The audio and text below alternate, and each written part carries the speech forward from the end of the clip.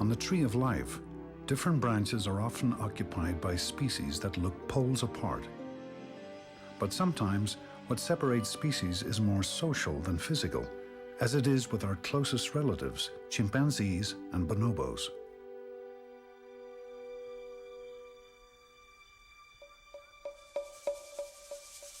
Chimpanzees and bonobos live in similar jungles in equatorial Africa. They look alike, live in the same size communities, and eat similar foods. Yet, violence is a fact of life for chimpanzees. Battles between neighboring communities are common.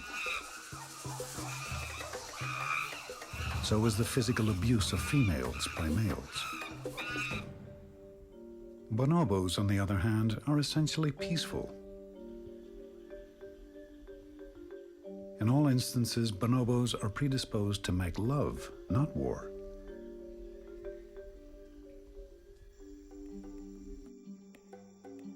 So why are humankind's closest relatives so different?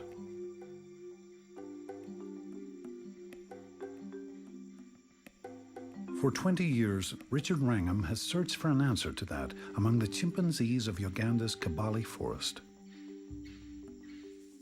Chimpanzee society is horridly patriarchal, horridly brutal in many ways from the female point of view. I mean, the young males, the late adolescents, it's almost a rite of passage for them. In order to be an adult male chimpanzee, you have to be able to dominate all of the females. So that's rough from the female's point of view. They regularly get beaten up in horrid ways.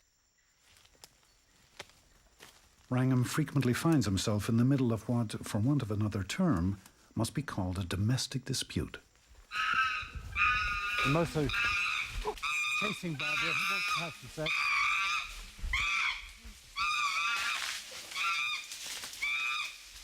Barbara's a young female and she's quite upset about being approached by the dominant male for sex. She's only used really to mating the young boys. There's our alpha male, Imose. He's not used to being denied, and now he's after Tongo. And with his erection, his penile erection, his hair erection, he really wants to get at Tongo. At the moment, she's escaped successfully. But chimps, by comparison to humans, have very high quality sperm, and they can have 5 or more copulations per day. The whole thing only takes 7 seconds, though. I mean, this is not fun sex by human standards.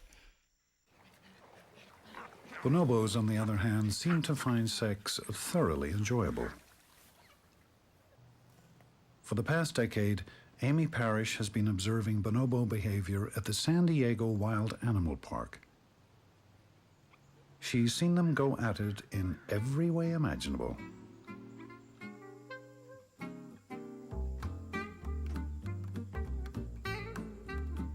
You get standard heterosexual interactions, which are often face-to-face, the way they are in humans.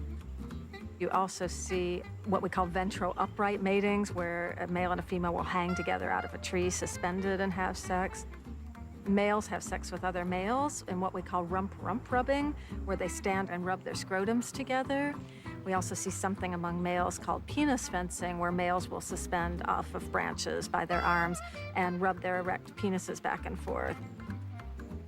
And then a very remarkable behavior in which 2 females rub their genital swellings together in rapid sideways motions. So what's allowed bonobo females to establish such peaceful relations with males? Parrish believes the answer is female solidarity. By cooperating with each other and solidifying their bonds and reducing any tension that does exist, they're able to form alliances with each other and cooperatively dominate males. And this changes the whole balance of power and the whole social dynamic in the group and makes it radically different from chimpanzees.